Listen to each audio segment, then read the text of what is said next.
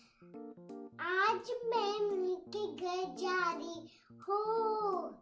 देखते हैं कौन सा स्टोरी बताती है। कौन सा स्टोरी आज सुनाओगी? बताओ ना। शेर और 3 बैल। Welcome to our channel. Learn with us. एक बार की बात है, एक जंगल में 3 दोस्त बैल रहते थे।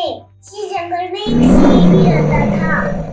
उसे पता था जब तक ये तीनों साथ रहेंगे इनकी है।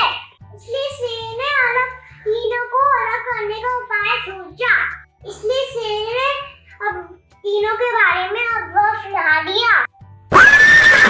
इसके कारण तीनों बैल की दोस्ती टूट गई। तीनों अलग अलग रहने लगे। ये देख शेर काफी खुश हुआ और तीनों बैलों को एक एक करके मार के खा रहा।